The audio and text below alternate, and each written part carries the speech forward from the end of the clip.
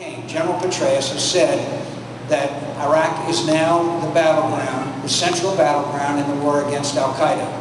And I was over there not long ago. I came back after the 4th of July, and I'm happy to tell you that we are winning. I'm telling you, you may not see it in the media, but we are winning. We have a new...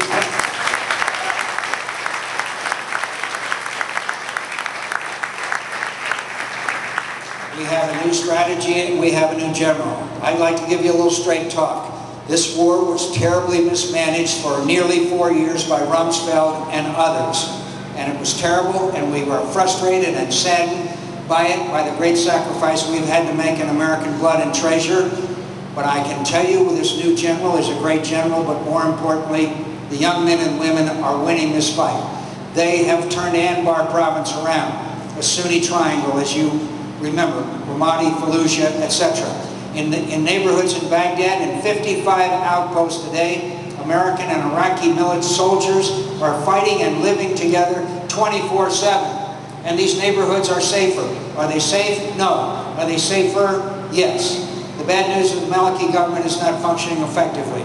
On the ground, local governments are beginning to function effectively. My friends, in the middle of next month, a great debate will begin in the United States Senate, which is probably an appropriate place. The Democrats are committed to setting a date for withdrawal. In my view, a date for surrender from Iraq. And the majority leader of the United States Senate, Harry Reid, by the way, has said that the war is lost. That was his statement. My friends, if we lost the war, who won? Al-Qaeda? Are you ready to tell the 160,000 brave young Americans who are fighting as we speak that the war is lost? I don't think so. But we're going to bring it up on the floor of the Senate, and we're going to have a debate, and that will be after General Petraeus gives his report to the American people in the Congress of the United States. I'm very confident he will tell you that we are winning in many areas, but that we have a long way to go. What's success in Iraq? Success is us able to take over, to give the responsibilities of gradually over the Iraqi military, and we gradually withdraw and then leave, and the Iraqi people live in an environment of security, political, economic ways, so that, and their government functions effectively. My friends, there's a lot at stake. There's a lot at stake here. Whether the people that I know and respect supported the war to start with or didn't, all of them, of any worthy note, will tell you that if we set a date for withdrawal, there will be chaos, there will be genocide, and the entire region will be engulfed, and we will be back. Now, as you know, the war is not popular in the United States of America. I read the polls just like you do, and I understand what the American people want. It's my job to convince them that we are winning and the consequences of failure or surrender. By the way, there was a Democrat congressman the other day that said, and it's almost an exact quote, success in Iraq can really wreck a lot of our plans. What's that all about? What's that about? I'll tell you what it's about.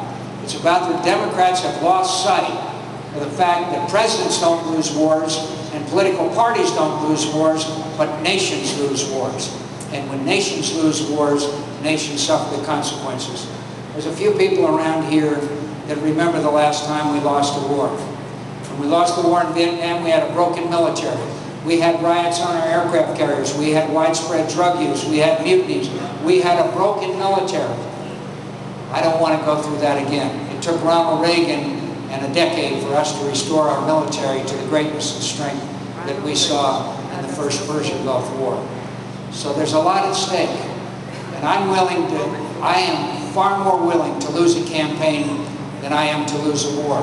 I'll take my stand, my friends, in belief that these young men and women will succeed, we will win, and we will not fail. I'd like to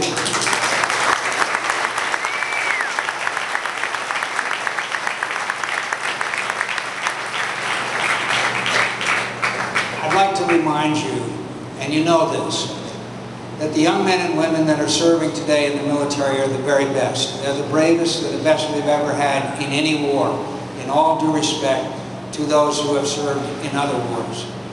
And we are very proud of them. And they are the most professional, best trained, most equipped, courageous young people. The conditions in which they are fighting today as we speak in Iraq are incredibly difficult, beyond belief. Yesterday the temperature outside one of the forward operating bases was 134 degrees. Put 40 pounds of body armor on and about 30 or 40 pounds of equipment on, and then go fight in those conditions. These young people are doing it today as we speak.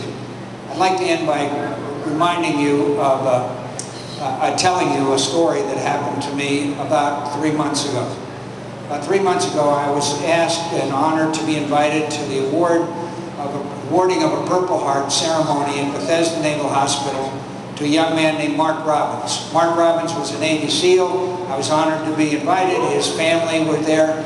And as you probably recall, the Purple Heart is the medal originated by George Washington, which is awarded for those who are wounded in combat. I was honored to be there. It was not the first time that I had met Mark Robbins. The first time I had met Mark Robbins was I was on my way back from a trip to Baghdad, and I stopped at Ramstein Air Force Base, where the military hospital called Landstuhl is there, where the wounded are taken from Afghanistan and Iraq and treated and then sent on to Walter Reed and Bethesda. I was visiting the wounded at Landstuhl. I walked into Mark Robbins' room. He was asleep.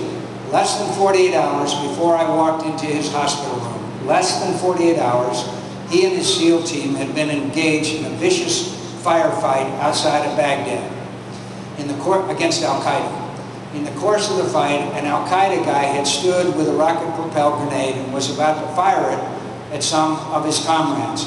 He stood, shot, and killed the guy. In the course of it, he took an AK-47 bullet in his right eye, and it followed the curvature of his skull and exited the back of his skull. Believe it or not, Mark Robbins walked to the helicopter that took him to the hospital. As I say, I walked into his hospital room. He was asleep. I went down the hall to visit other wounded. His friend came and got me and said, "Mark would like to see you." I went back into his room. He said, "I got to sit up. I got to sit up." He sat up straight in his bed, and he grabbed my hand and he squeezed it. He said, "Senator McCain, thank you for coming to see me. Thank you for supporting us." Then he squeezed my hand tightly and he said, "Senator McCain, we can win this fight. We can win this fight." Now, my friends, I'm not positive we can win this fight, but I feel a lot more confident when I know that the men and women such as Mark Robbins are out there putting it on the line every day for the freedom not only of the Iraqi people, but ours. Thank you for coming today. I'm grateful. Thank you for your support.